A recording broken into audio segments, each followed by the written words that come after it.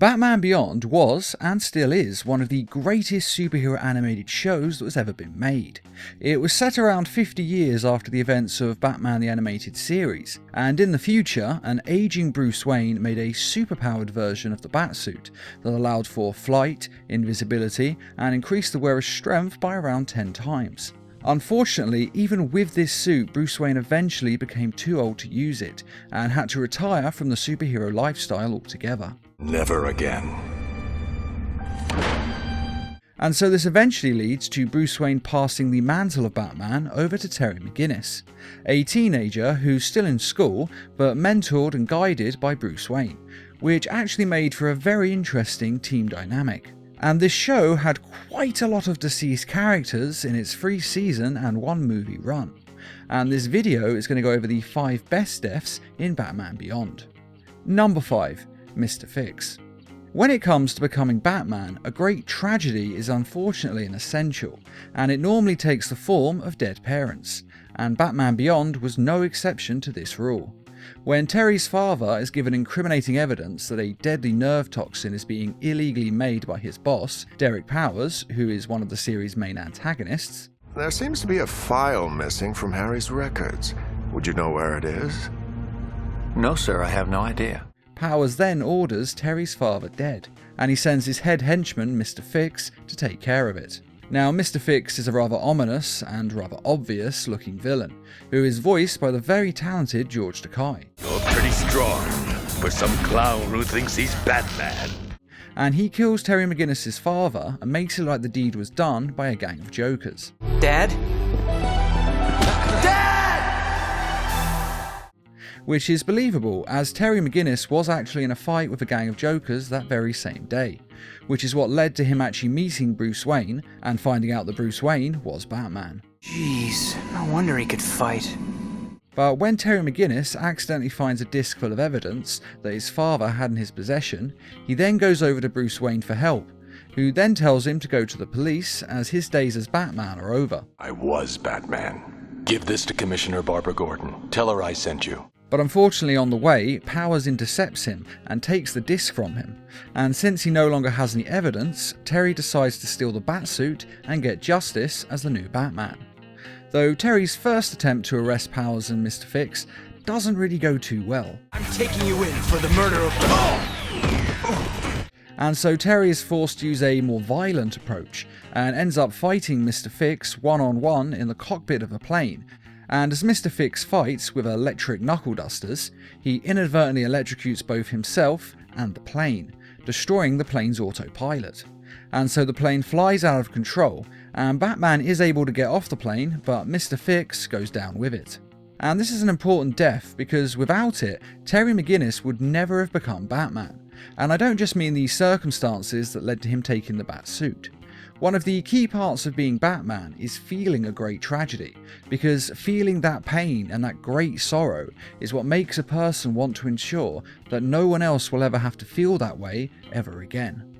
And that's what makes for a great Batman, a man who wants to protect others and is willing to do whatever it takes to keep them safe, no matter how much he has to sacrifice along the way. Number 4. Rachele Ghul. When Talia al Ghul comes to the old Bruce Wayne on his birthday and offers him the chance to be returned to his youth, well, who can say no to that? And though it does take Bruce a few days to decide, he ultimately says yes to the offer and returns with Talia to her estate. Now her father, Rachele Ghul, is long dead, and Talia has become the new head of the family, inheriting Raish's great wealth along with his Lazarus pits, which she has used over the years to keep herself young. My father used the Lazarus pit as a crutch. It is a gift, Bruce. One which must be used wisely. And Bruce Wayne uses one of these Lazarus pits and goes for a youth-extending treatment, and when he emerges, he is young once more. Although this is not permanent, as it will actually take several treatments for it to fully set in. But Bruce Wayne is young and agile again, and enjoys being able to move and exercise freely once more, along with all the other joys of youth. And he then has a complete change of heart and decides that this is all unnatural and that he doesn't want to be young again, which to my mind makes absolutely no sense, as I definitely take the chance to be young and healthy forever. But most likely he was worried that it would affect his mind, like Raish's mind was affected, slowly moving from a hero to a villain. I have used the Lazarus Pit too many times. Each time I enter the pit, I am frightened of what will come out. The Lazarus Pit has corrupted your mind. But in any case, it's not actually explained. But as Bruce and Terry try to leave the compound, the henchmen try to stop them. Now, of course, these are a couple of superheroes, so they're able to make their way through henchmen rather easily. But along the way, Bruce Wayne hears Rachele Ghul's voice, and he discovers that Talia al Ghul is actually Rachele Ghul. I did not want you to find out this way, but I suppose what is done is done. Detective. And it turns out that Rachele Ghul's body had been damaged so bad that not even the Lazarus Pits could resurrect him, which of course everyone already knew, but they had assumed that he had died when his body died. But unfortunately that wasn't the case. Instead, he had his brainwaves transferred from his body into Talia al Ghul's body, effectively allowing him to live and her to die. Now, whether she agreed to this or not is not actually said, but it does seem quite unlikely that Talia would agree to doing this. You should have killed me. Yes, he should have. What kind of a man sacrifices his own daughter? Rachele Ghul also reveals why he has engineered this entire scenario. At the time that he had switched bodies with Talia, the machine that he used only worked on those with a close genetic match.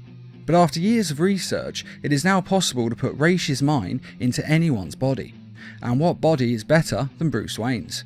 Now, at around the same time as Bruce Wayne is finding all this out, Terry McGinnis is being thrown to the alligators. But fortunately, he is Batman, and so he's able to make an heroic escape from the henchmen and then comes to the rescue of Bruce Wayne. Though Rachele Ghul is not so easily dismissed, he has been alive for over 600 years after all. And so a fight ensues that sets fire to the place, and the two Batmen end up carrying an unconscious Ra's out of the building. But Ra's regains consciousness and goes back for the mind-switching machine, which proves to be his undoing, because even though he put the flames out, a loose cable from the machine hits the Lazarus Pit and sets off a huge explosion, destroying the machine, a good chunk of the building, and of course, Rachele Ghul. And even though Ra's has cheated death many times over the years, he did not escape this. And this is a powerful death, as Ra's is a major character in the Batman mythos, and he has had quite a journey to this moment, and in the end, his obsession with cheating death, or rather his terror at the prospect of dying, is what leads to his final demise, which actually seems rather fitting. Now, to Terry's credit, he did want to go back and see if Ra's was still alive, but then Bruce Wayne says, Whatever was in there died years ago. Something which was later clarified when Damian Wayne took over as the new head of the League of Assassins. But that's another story for another video. Number 3. Derek Powers. Whilst trying to stop Batman from stopping the arms deal for the nerve gas that I mentioned earlier, Derek Powers inadvertently infects himself with the gas. And the only treatment for this nerve gas is extreme heat and radiation. And though this does work and he is cured, he is also mutated into a radioactive metahuman. Now, Powers covers up this radiation with a flesh coating so that he looks like a regular human. But when he loses his temper, the radiation increases, and this causes him to burn through his fake skin. Now, Derek Powers serves as the main antagonist in the show's first season, and is in many respects the equivalent of Terry McGinnis's Joker.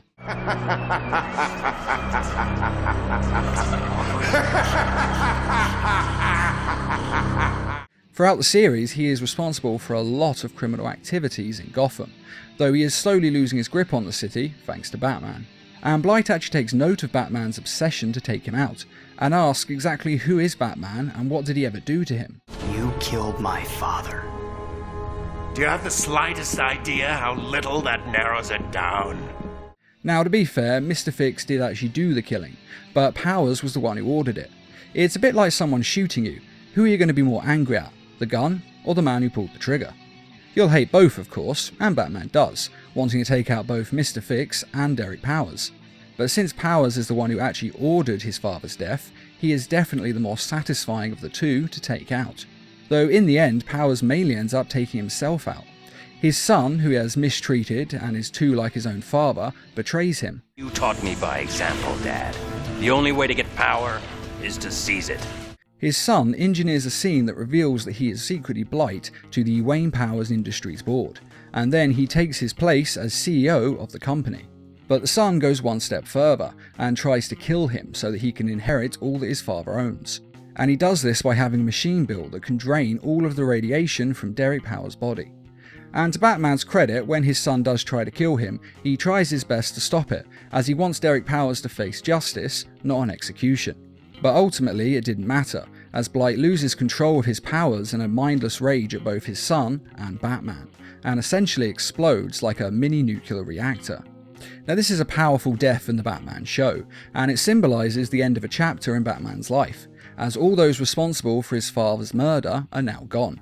And it's important to note that a lesser man would stop being Batman after this, as he has gotten revenge on all those who were responsible for his father's death. But Terry still stays on as Batman so that he can help others, showing that he isn't Batman for selfish reasons, but because he genuinely cares about the citizens of Gotham City. Number 2. The Joker. Now this is one of the best deaths in an animated DC film, and an absolutely beautiful scene to watch unfold.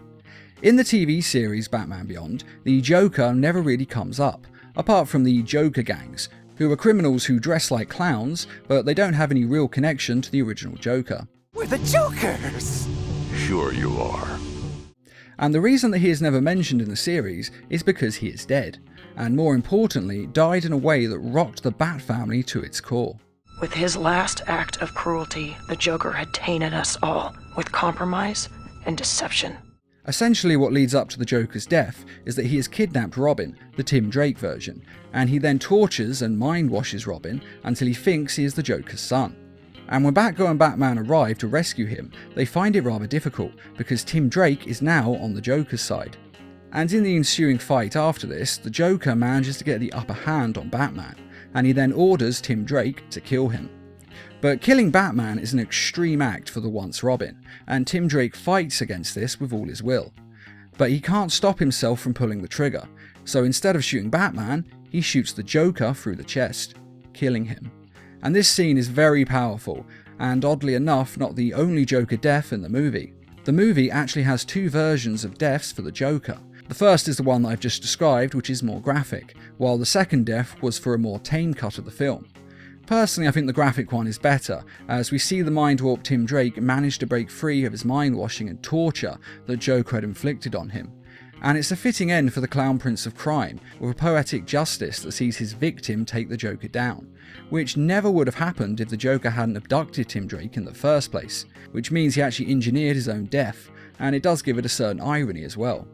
And to be fair, the second, more tame death does have a certain poetry to it as well, as Tim Drake pushes the Joker backwards into the devices that the Joker used to torture him, and the Joker actually kills himself by tripping and then reaching for something to steady himself and inadvertently pulling the lever that was used to electrify Tim Drake. So he is killed with the very instrument of Robin's torture. As I said, there is a certain poetry to it. And I do actually think that both of these deaths are quite good, but I think the uncensored one is definitely the better of the two. Especially with Tim Drake's haunting laughter that slowly turns into tears. It really makes this scene.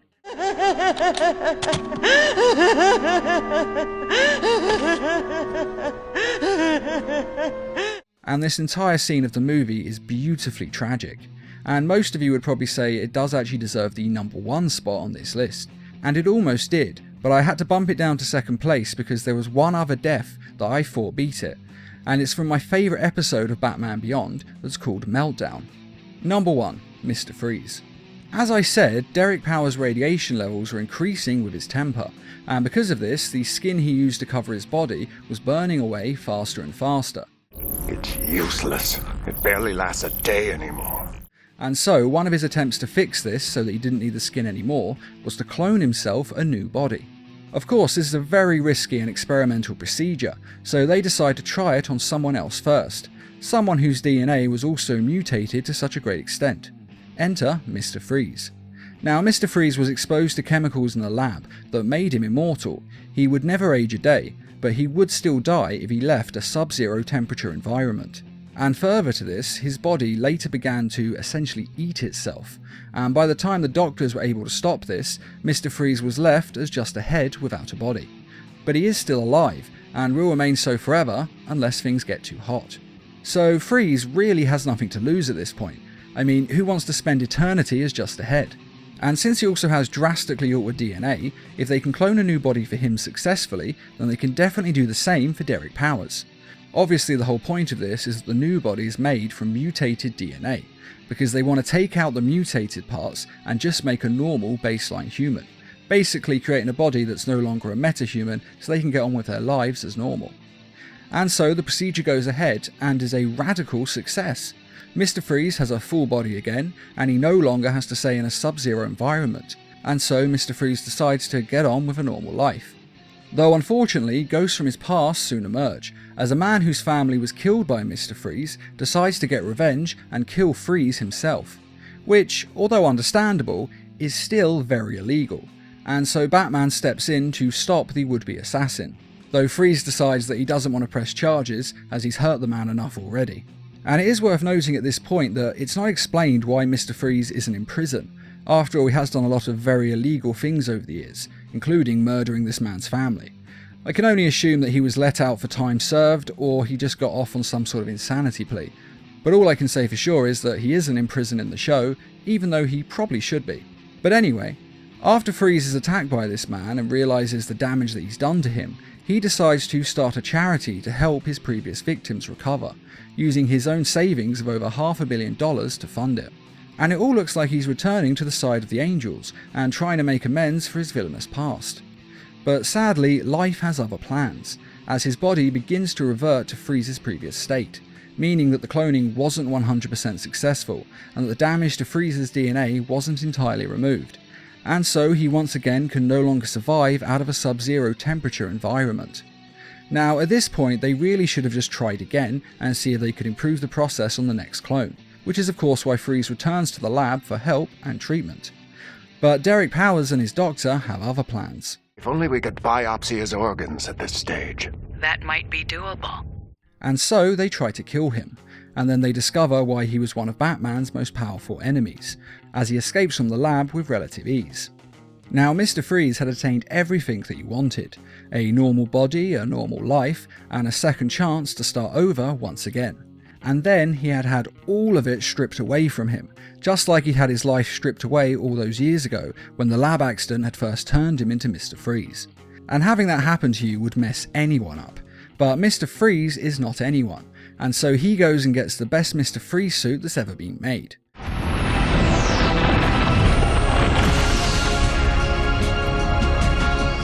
And he gets his revenge, freezing both the doctor who tried to kill him and Derek Powers who ordered the kill.